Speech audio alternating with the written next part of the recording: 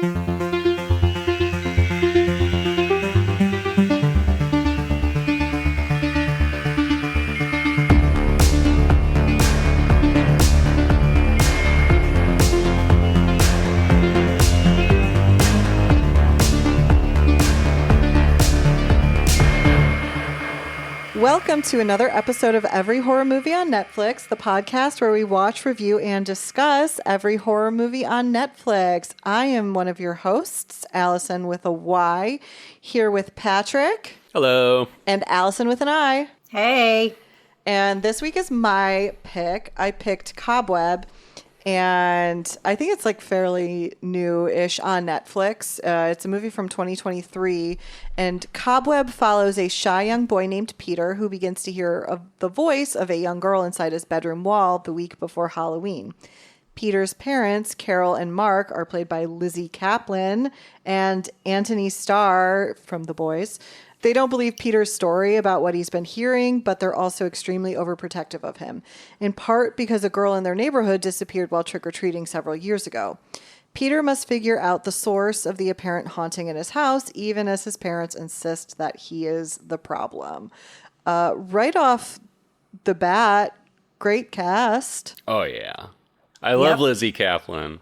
I love Antony Starr. I didn't know him from anything, but he was Outlander? Homelander. There we go. We found it. Homelander, which I never saw, but a bunch of people in Reddit referred to him as such. Yeah, I mean, I'm not going to tell you to watch The Boys because it's kind of just a documentary at this point. Ew. But he plays like the most mentally unstable fascist superhero imaginable. And he's such a good villain. And so early in this, I was like, whoa, it's weird seeing him actually play a normal person for once. And then he turned out to basically just be the same kind of unstable guy that he is in The Boys. So yeah, I can't have any more fascism in my life. Yeah. At the moment. Yeah. Yeah. What made you pick this movie? Why? I was interested in the premise. I love a good spooky sounds in a house kind of premise. Generally that, indicates a ghost story a lot of the time. And I saw that Lizzy Caplan was in it, and I was like, hell yeah, let's go. It has some Halloween energy. We are officially into spooky season, and I think this has, I don't know if I would say big Halloween energy, but it has some Halloween energy. It literally takes place during Halloween. Yeah. Which true. I didn't know going into it. True. I wondered if you knew that or not, because the opening kind of shot is 1 week before Halloween. I was like, oh, perfect. Yeah, when that came up, I was like, oh, the ideal, amazing. Mm-hmm. Yeah. I realized as I was watching this movie that I had seen it before. Really? Yes. When did you see it? I don't know how long it's been on Netflix, but I'm guessing it had to have been there. Okay. Maybe within the last year. Do movies stay on Netflix for longer than a year? Sometimes. I guess I would say usually not, unless it's a Netflix film, but sometimes it's so unpredictable. Yeah, I did that whole have I seen this? No, I don't think so. Have I seen this? Wait, okay, I've seen this. Yeah. What was your memory of it? No memory. None. Okay. Oh, wow. Love it when that happens. Yeah, none. So, yeah, more on that, I guess, later. But, yeah, good Halloween spooky season movie. Yeah. Yeah. The interesting thing, one of the most interesting things to me about this movie, no, actually, I'm just going to go back to the most interesting thing about this movie, is that this script made the Blacklist in 2018. Are you guys familiar with the Blacklist in the context of the film industry? No. Nope. It's a semi-big deal every year, and I actually don't know who does it, but somebody polls a whole bunch of Hollywood people on what are the best unproduced screenplays that you've read this year, and then they put out what they call the Blacklist, which is this list of what people consider the best unproduced screenplays. And some incredible movies have come off that list over the years, because eventually the Blacklist is a launching pad where it gets that screenplay some more exposure, and so a lot of the time the movies do end up getting made after making the Blacklist. But some incredible movies have been made from the Blacklist. and That's cool. this was on it, and I found that very intriguing. I'm going to see that blacklist. It's out there. You can go back over the years and find the different ones. I want to say, like, I mean, there are some huge movies that have come off of that. I want to say, like, Juno was a blacklist movie. Don't quote me on it, but I'm pretty sure. Anyways, yeah. This is going to be one of those ones that's hard to fucking talk about. Yep. Like, I feel like our pre-spoiler room segment today is going to be short because let's just say that whatever you're guessing is going on is not what's going on. They are very good at throwing some red herrings in there. I will say that. I thought I knew what the movie was going to be, and then with like a half hour left, I was like, oh no, this is not going to be what I thought it was going to be. But also is kind of what it was going to be. Yeah. I can't wait to talk more about that, but yes. Yeah, because I mean, twist. like, I don't know about y'all, but my assumption was we were dealing with some kind of ghost thing. You know, there's a ghost girl in this like haunted house type of situation. Long story short, that is not at all what you're dealing with. We won't tell you what yet, but Yeah. it goes places. Yeah. Did you guys get like bold choices? Did you get weapons vibes from this? Yes, I did think about weapons. Yeah, me too. Just in the sense that, like, you know, there's this kid who went missing in their neighborhood, and there's some degree of, like, you know, trauma or ongoing, like, community processing, I guess, of that having happened. So, yeah, I definitely And his thought of teacher weapons. gets involved, and there's Yes. one scene where she goes to the classroom, and he's the only kid sitting there because he doesn't want to go to recess. I was like, whoa, this is eerily similar. Interesting. Well, and very tenacious teacher who's like showing up at the kid's house. Yeah, actually, that's true. There's a lot of kind of like parallel. almost frame for frame a couple of times. Yeah. Wow. Yeah. I will say I thought weapons was a lot more interesting. Oh, yes.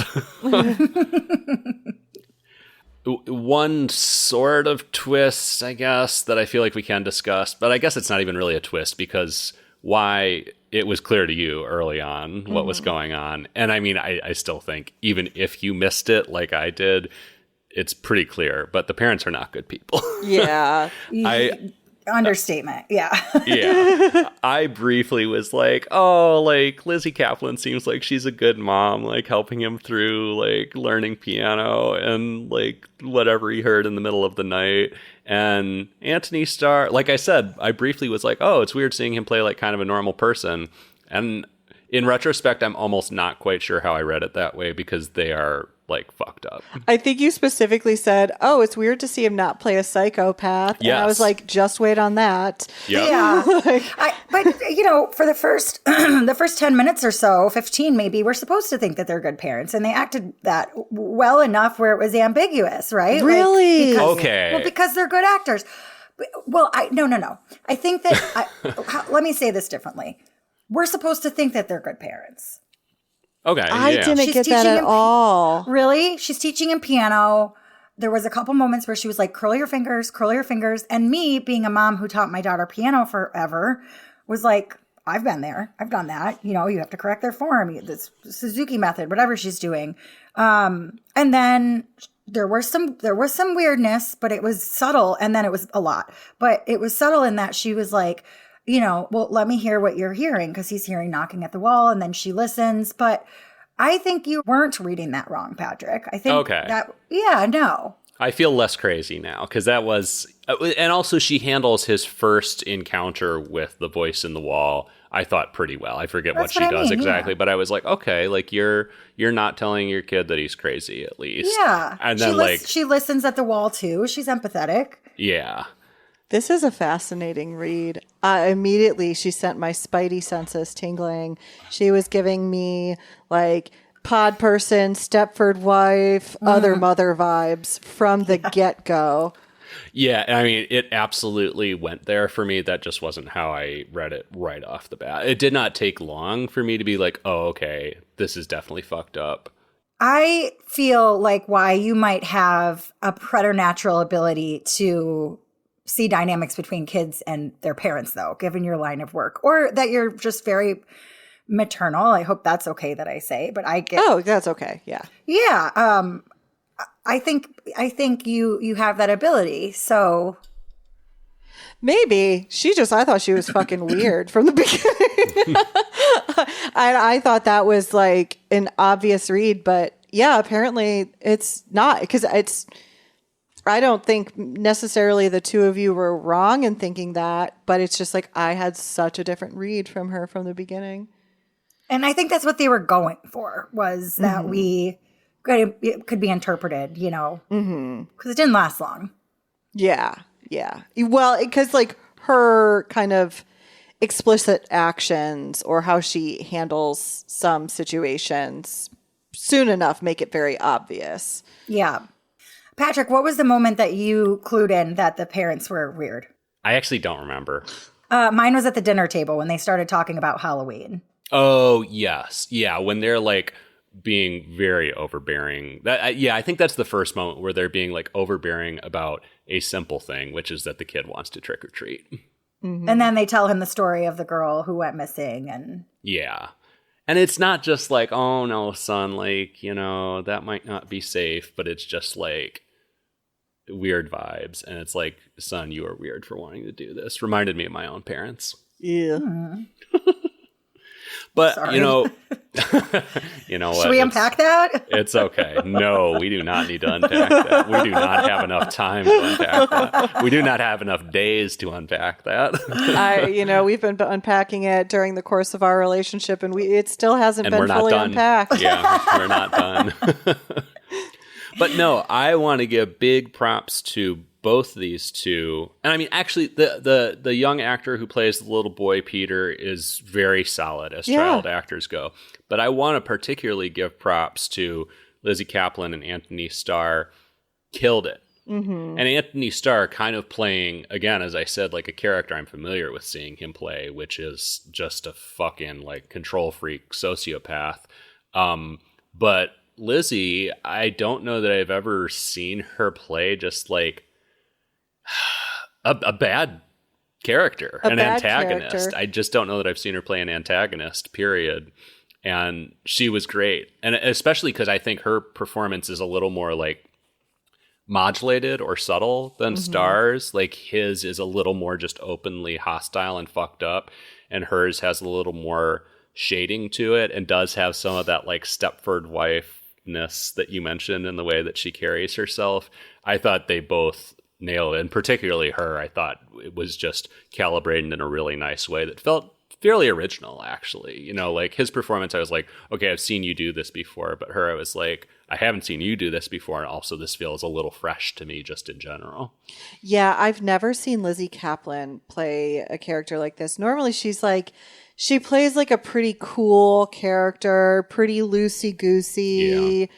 I have never really seen her play a control freak before. She's always kind of like super cool, and yeah, like this was such a departure, and she handled it really well, and in a way that it was definitely like character acting, but it wasn't over the top in a way that I think it could very easily become for that kind of character. Yeah. It wasn't camp. And I mean, I wouldn't have minded if it was camp, actually. That would have been fun too. But, it still feels like a real person, even though, she's throwing in a little bit of these notes that play a little more towards the heightened realism kind of side of things, I guess I would say. Yeah.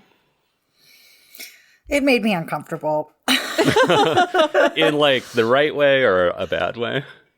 I guess in the right way. I think when I started to slowly realize that I had seen this movie before, I was like, oh yeah, they're doing this thing. Mm-hmm. And it almost felt like if I were watching it for the first time, I can't remember what I thought. So I'll pretend this was the first time because I truly didn't remember much about it. I almost felt like they were like stuck in time, like she particularly like transatlantic, like very much like a old timey. The way she dressed, the way she spoke, like it was giving like The Others vibe for me or something. Yeah, I get that. Yeah, but I really do like her. I don't know that I like her in this. This isn't my favorite way to watch her act, I guess. I would like agree her. with I like her the that. other way a bit better. Oh, yeah. Yeah, I agree. But I still think for a character I've never really seen her play, I enjoyed it. She did what she needed to do for me, which was to make me very unnerved and very uncomfortable with her character. Mm-hmm. And I liked that. Yeah, agreed. This isn't getting into any twist territory. I liked the teacher a lot. Yeah, Miss And Divine. and I like the role because she's just like a substitute teacher, but she takes, she sees that Peter's an outsider, and so she takes kind of like special interest and care in him, and I really liked that. I don't know, I kind of like those kind of subplots and films, and they feel very realistic because I think as somebody who spends a lot of time with kids, there are kids that you kind of become a little bit more attached to and you bond with a little bit more, or you kind of take special care of because you see that they're a bit of an outsider and you really feel for them. And I thought it was a good representation of that. And I don't know, it was also good to see somebody who seemed like they genuinely cared for Peter because, he seemed like a sweet kid for the most part. I mean, there's some things that happens that, but he's just a little kid. I know, He's he was like a sweet second kid. grader. Like, come on. Why? Remind me if you saw Weapons. I did not see Weapons. Okay. Because Julia Garner's character is very much similar. Patrick mentioned it earlier, but yeah, I love that teacher-student, like, I guess, trope, but it is super heartwarming, especially as a mom, like, and a, like, deep appreciator of teachers. They do shit like this. They're tasked with it. She was a really lovable character, Miss Divine. She was, yeah. And a badass bitch. Did either of you see the twist coming for what it was? Fuck no. Fuck You didn't? no. No, No. not at all. This is, like I said at the top of this, this twist is so fucking unhinged to me. I mean, like, a lot of it is rooted in shit you have seen in other movies, but it's like different pieces of stuff cobbled together in such a bizarre way that did not work for me.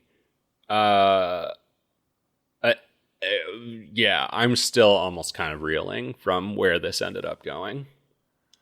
It sounds like you did anticipate it a little bit, though. Well, it's because I had seen it before. Well, yeah, but yeah, and I guess you don't have a memory of whether you anticipated it the first time or not. I don't, unfortunately. Yeah. It didn't How about you, surprise why? me. It didn't surprise me, I'll say that. Huh. Yeah, it completely surprised me. It wasn't until like a very specific thing happened and I was like, there's too much movie left for this to be like for this to make sense. We'll get into, I think we should just get to the spoiler room soon because I kind of really want to talk about it. Yeah. Yeah, but it really, like, I was like kind of reeling in my head. I was like, wait, where the hell is this going now? Yeah. So, I mean, I obviously kind of copped to how I felt about the twist as far as whether I enjoyed it or not. But spoiler-free thoughts for those who might pause the podcast and go watch this movie. Did you guys enjoy this twist? It sounds like you were shocked by it. Allison with a Y, Allison with an I, you were not really. But, like, did you guys enjoy it? Did it work for you?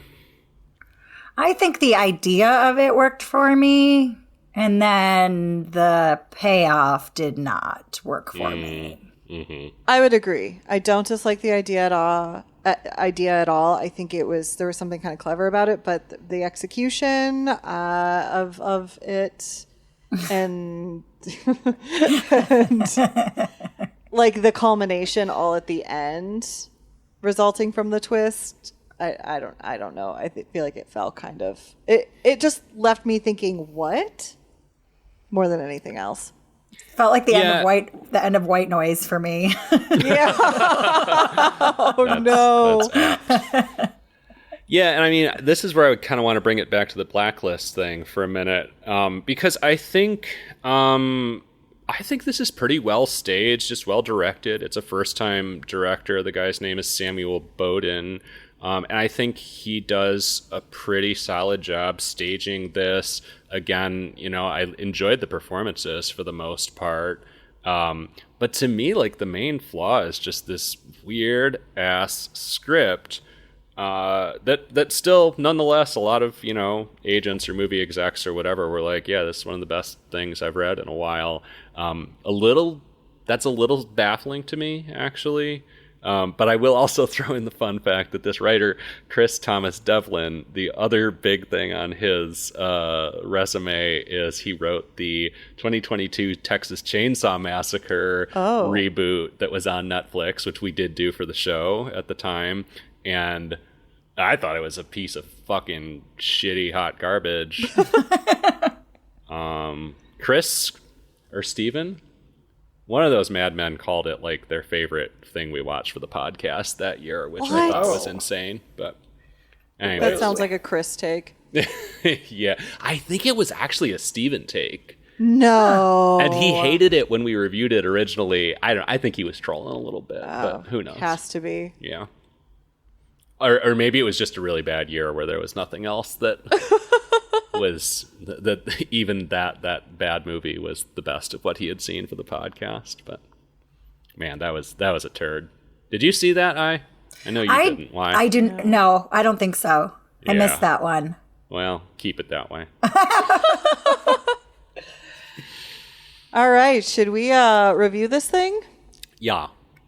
Okay, Allison with an I. What do you review it? View it, cue it, or screw it? It's between a cue it and a screw it. I think the premise is cool. I think the acting was outstanding. And I think the third act was absolutely so ridiculous. And I kind of hated it. But I do think there's a place for it on our teenager list of spooky Halloween movies. I don't know who am I recommending this to? Our listeners? I don't know. I think it's kind of a screw it for me. This movie just kind of annoyed me. Sorry. I love it when, like, you, and this is like the royal you, this is not like Allison with an I you, but like, I love when you're giving your review and like, you kind of settle on your rating as you review it. It's like you start with a Q and then it's like, well, actually, you know what? It was a screw it. I've been thinking about it all day, how I wanted to rate this movie. But right now it feels like a screw it to me. I was just, we'll get more, again, more on that. But yeah, I'm going to settle on that. Why? What do you think? You picked it? You stand behind it? You love it? I can't say I love it. It's definitely not a view it for me. I would give it a low cue it. I thought it had the mood. It had the mood throughout most of the movie that I want a lot of the times from a horror movie, which is like, this is creepy. What the fuck is going on? There's weird shit happening and we don't have any answers. And in my head, I'm trying to figure out what's going on. Yeah. But I agree that the third act is really where it fell apart, which it makes me angry because it had a lot of good things going for it. But I liked so many elements enough. And I think it's, as long as you're not looking for a groundbreaking horror movie, it's fine to put on your queue. It's like a good thing to sort of just have on for spooky season. It's not going to rock your world.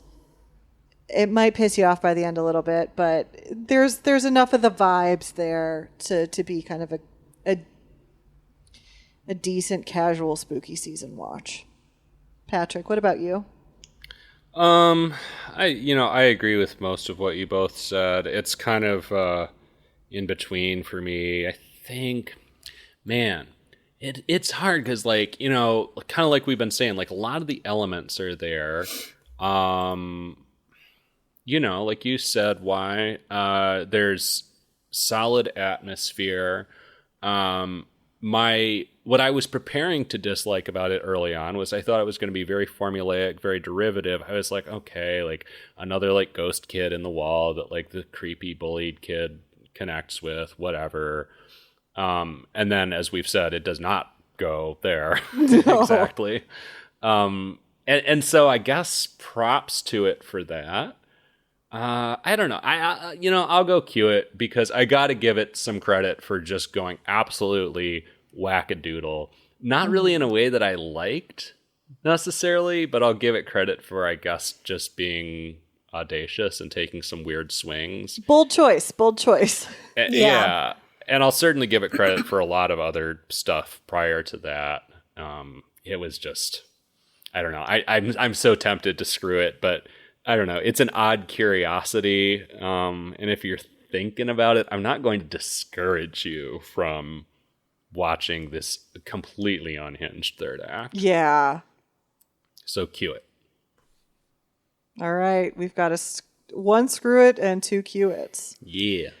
Are we in a spoiler basement again? We're going to a fucking spoiler basement again. No, spoiler wall. Okay, spoiler wall. Spoiler hole in the wall? Spoiler hole in the wall. Yeah. But before we go there. Not that kind of hole in the wall. Sorry. Define what kind of hole in the wall. No. Because we could be talking like a greasy spoon or something, or we could be talking a greasy something else. Oh, God. Just plug the social media. Before we go to the spoiler hole in the wall, I'll remind you, as always, to visit our website, everyhorrormovieonnetflix.com, where we've got a list of every movie we've ever reviewed. You can listen to all our episodes there, and also check out the merch store where you can get shirts and coffee mugs and all kinds of other stuff with Every Horror Movie on Netflix art on them. And you can find us on social media at Facebook, Instagram, YouTube, Blue Sky at AmonCast, EHMON Cast, or TikTok at Amon Podcast. And then you can also find the link to our Discord server in the show notes, where you can join our discussions about what we've watched, what you've watched outside of the podcast, what you've been reading, all that good stuff. And leave us a review, if you will, anywhere you listen to your podcasts. We super duper appreciate it. All right. Let's go into the spoiler hole in the wall. We'll see you there.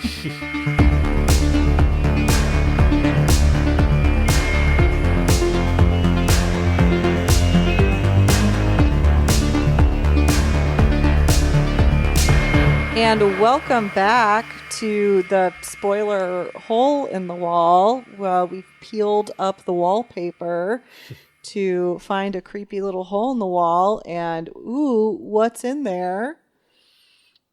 It's a weird fucking hair monster that crawls like a spider. It's Peter's sister. And both of those statements are true. Yes, yeah. Somehow. That is the perfect way to sum it up. Holy fuck. Yeah. Peter's got a sister. Yeah. Who was born a monster. Yeah. And she looks like... Did you guys watch Mama? No, but so many people made that comparison on Reddit when talking about this movie. Because it looks like the mama in Mama. It's like spindly. I could never quite... It feels like it has more than 4 limbs. It probably doesn't, because it is technically human, but it moves like a spider. But before we find out that it's like some freaky mutated spider child, she convinces Peter that like, hey, like I'm your sister and mom and dad stuck me back in here. I can't remember the reasoning. Why? Because they didn't like her. Why? She was horrific. She was, but I don't think that's what she told him. Because she killed the kid on Halloween. Right, but yeah. But she told Peter that the parents killed the kid on Halloween. So she convinces Peter to kill the fucking parents because she's like, Peter, they're just going to do this to you too. They're going to stick you. They're going to stick you in the wall as well if you don't kill them and escape. To be fair, they locked him in the basement with a chain on his ankle. Plausible. So this whole time we're thinking these parents are the villains. They gotta they go. still kind of are. I mean, they are. Still are. They're the locked worst. their child who needed help in the walls of their home. Forbade him from going to school, asking for help. Mm-hmm. So Right. here comes But sister saying that they're the enemy. Agreed. Yes, they are, and yet there is also an even greater evil in the house. Yeah, but we don't find that out until after Peter kills his parents. Which is saying something also because the parents are pretty evil. Yeah. I mean, I don't necessarily have a lot of sympathy for them because their life choices were shitty and they did shitty things. But the point that I was like, what? This is not going where I expected it to go is when Peter poisons them. Yeah. The patricide / matricide, kind of awesome scene, actually. Yeah. Very well executed. Awesome scene. Another thing where I don't know if I quite agree with the writing choice, but they're all sitting around the table eating the most disgusting fucking soup you've ever seen. Like, it looks like gruel. It looks like somebody, like, ground up. I don't even know what I think it was meant to be like mud. split pea soup. Yeah, or some kind of bean soup. It's grayish brown. It's disgusting. It looks slightly chunky. And Antony Starr's like, this tastes a little different. The soup tastes a little different. Because at first I was like, okay, really? This does not look like normal soup. And I was like, oh, thank God, they're actually calling attention to the soup being weird. He's like, it tastes like cinnamon. And earlier in the movie, he helped Peter put out rat poison because there were rats in the house. Or that was what they told him. That was their cover story voice in for the the wall sister. was. Yeah. Right. So they put out rat poison, and earlier they've mentioned how the rat poison smells like cinnamon. And then they just start vomiting black goo everywhere. Oof. Trope. I have to say, this whole movie was fucking trope-a-thon. I was so over just the tropiness of it. I couldn't. And it started with the black goo. I did love that scene. I did. But they pulled out everything you've ever heard of in horror movie tropes. Do you mean like the vomiting black goo specifically was the trope you're referring to? Yeah, the spider walking, the long hair, the like. Yeah. I was like, God damn it, this is unoriginal. For how good the script could have been, it was just packed with so much, just garbage filler, I think. Yeah, Sorry. and I appreciate the staging of this soup scene. Like, it's well played, well directed. But, man, it's such an outrageous choice from the writer's perspective to have this kid, who seems like a good kid, honestly, just go, oh, the only thing I can do right now, because the voice in the wall told me to, is kill my parents by poisoning them. Like, not trying anything wild. else before that. Well, Right. no, but he did. And honestly, I am not for killing your family. Just let the record show that. But I was like, good for him, because they had him totally isolated. Yeah. He tried to call the teacher. His mom caught him. He asked for help with his drawing. They threw him in the basement. Now he's not allowed to go Fair. to school anymore. I can't tell you at how many times during this movie I was like, no, yet no one has called the police. Not an adult, not a teacher, not him. He didn't run anywhere. He didn't try anything, but he did within reason. But yeah, I mean, he resorted to killing his parents, which was fucking crazy. It was wild. That was the point of the movie that I was like, oh shit. Okay, that means the thing in the wall is like the real fucking villain. Not that they weren't villains, as we've already established, but there's a greater villain at hand. And why are they keeping it in the wall? What is His mom with her dying breath said, you can never let her out. And that's where the twist is, right? It's like, oh no, he's been bamboozled. You're like, shit. And that's immediately when I'm like, oh, they didn't kill the trick-or-treater. And then he immediately marches to the secret door to let her out. Which, like, what the fuck? And the girl on the wall, Sarah, has had his sister has had like a little girl voice whenever he talks to her. And then as soon as she gets out, she has like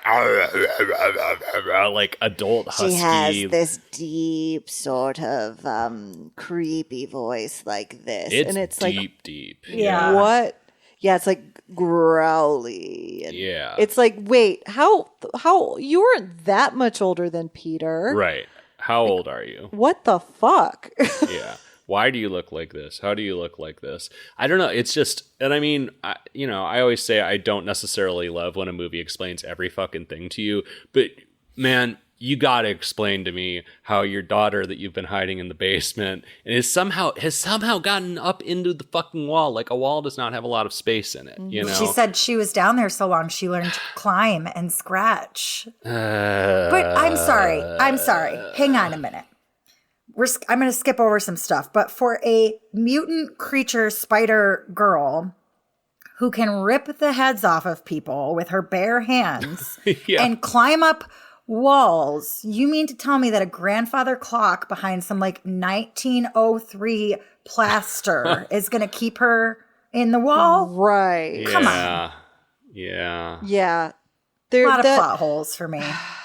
Well, and also she's been kept fundamentally locked in a cage in like a pit in the basement. Yeah. But also somehow got up into the walls from there? Question mark. I don't know. There's a lot about the logistics of this spider girl that don't check out for me. I just think it would have been more effective if she had just been kind of like a normal, creepy, sociopathic child. Yes. Or a ghost. Or a ghost, right. Give me fucking Orphan. Like, I don't Yes. need a weird spider mutant kid to be No. creeped out by, because it really just like takes me out of it. Yes. It's such a weird choice. So fucking weird. So and weird. She had like the smile of a fucking Cheshire cat. Yeah. They showed her too much. That was another thing. It was like, Agreed. I need to see far less of this thing to feel threatened by it or to feel anything about it. It just was comical. It was like, it became comical to me.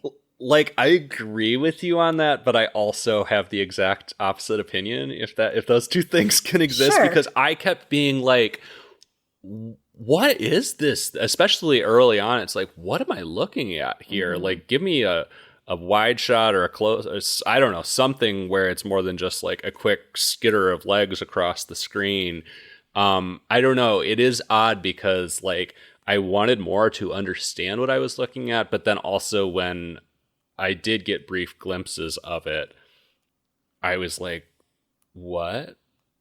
Why? Like, I don't know. It was... And there's no way this works. Like that's why you feel that way, and I agree, but also disagree. Is because this concept just doesn't work. It's just not going to work, no matter how you do it. Like if you don't show it, if you do show it, it's a it's a fool's errand. And does she have long dark hair or long blonde hair? Because there's two different kinds of scary hair. Which is it? Is it like ring hair or like?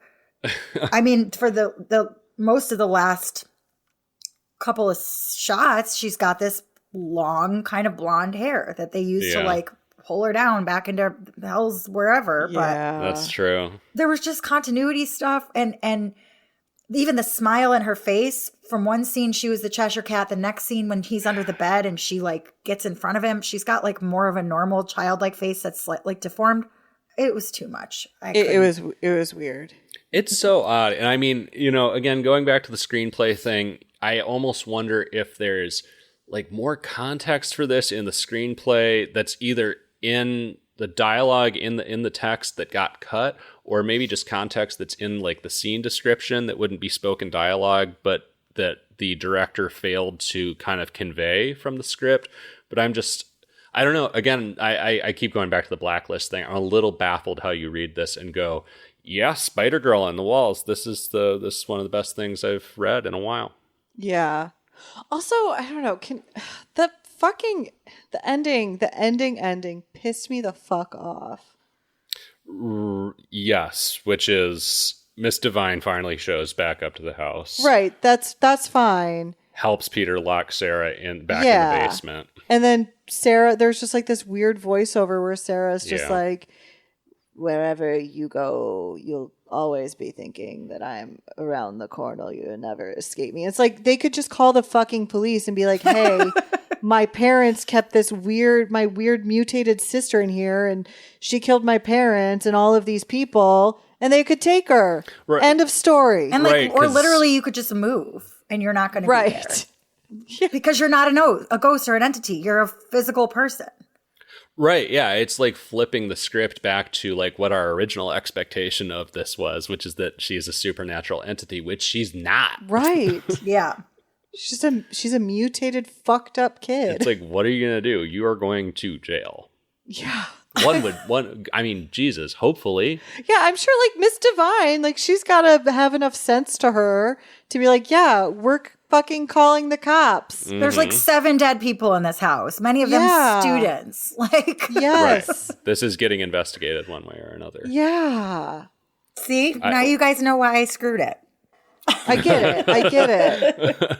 Well, and yet I stick by my cue because this is such a weird fucking third act that, again, like if you listen to the first half of the episode today and we're like, what are these guys talking about? Where could this possibly go? I'm like, yeah, go watch it. Like I need people to experience this and have their minds blown a little bit, even though I didn't like it.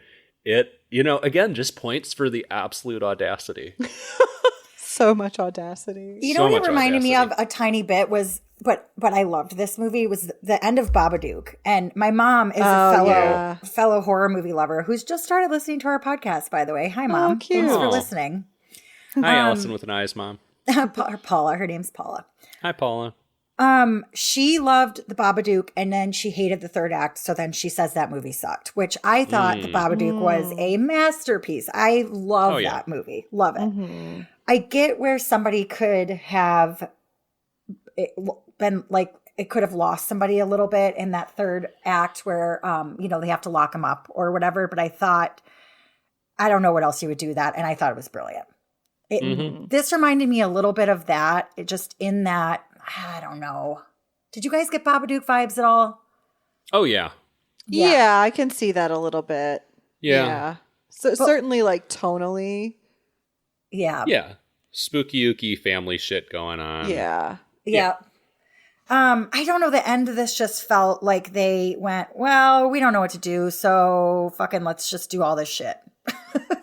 Yeah, I mean, especially because, as you alluded to before, about students being in the house, the big kind of climactic sequence is Peter's school bully and 3 or 4 of his dumb fucking family members / friends show up to like fuck Peter up, which I mean also makes no sense. Like you're not gonna go to your like bullying victim's house where you assume anyone would think his parents are there and are going to be like, hey, what are you doing? Like, get away from my fucking house. Like, we're you here to kick the bullying. Your son's ass. All right, come on in. Right. Like you save the bullying for school. You don't go to the kid's house. Anyways, they like break into the house and are vandalizing the fuck out of the house, which also makes no sense. No. Like, again, bully at school. There's like, no reason they would have had to think that the parents had been dead. Yeah. Like, no reason. And Sarah, fucks them all up. Yeah.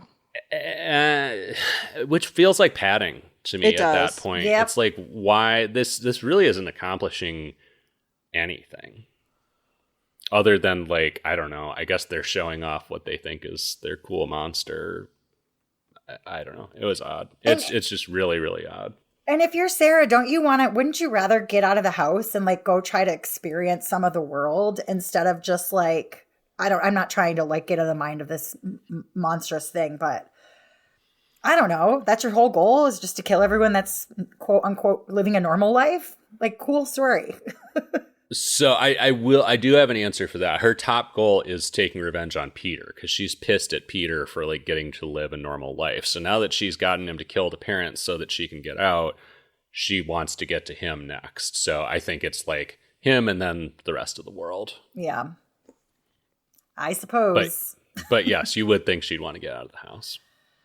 Yeah. And not kill an 8-year-old. Yeah. But yeah, that's Cobweb. Oh, which also fucking odd name. Odd name for the movie, too. Yeah. There's nothing cobwebby about There's this, no really, cobwebs. other They than capture that a she's spider. A They- spider.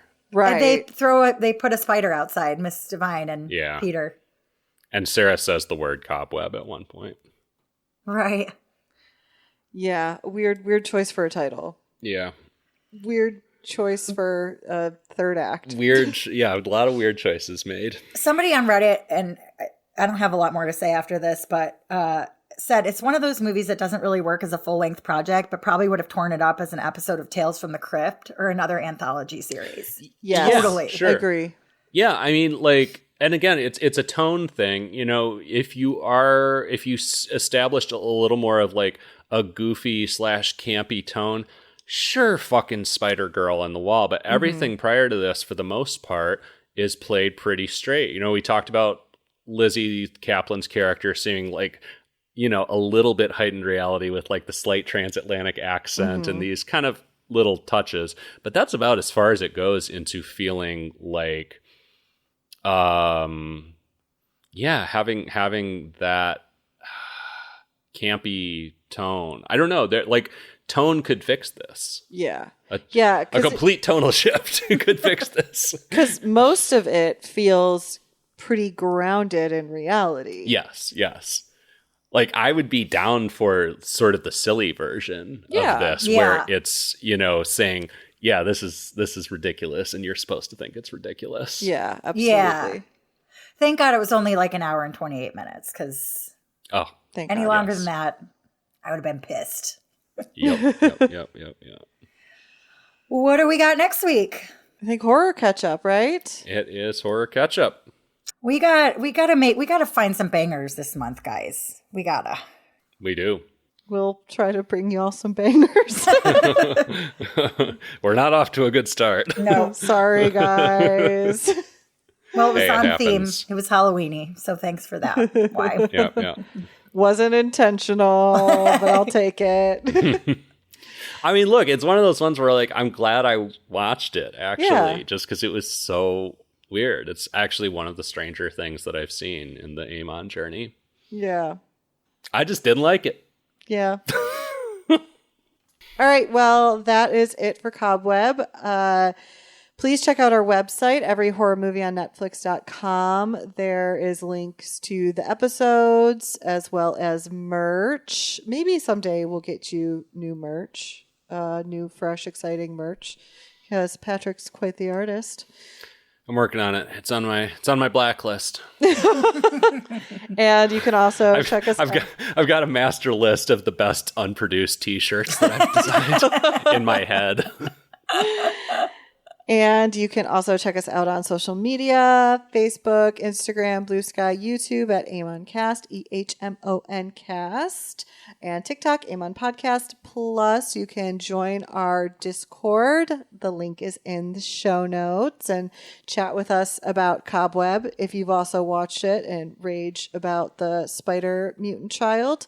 And then review us on any platform you listen to your podcasts on. Give us a good review. Don't give us a screw it.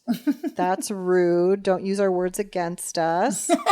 And for every horror movie on Netflix, I have been Allison with Y. I'm Patrick. And Allison with an I. Stay spooky, folks.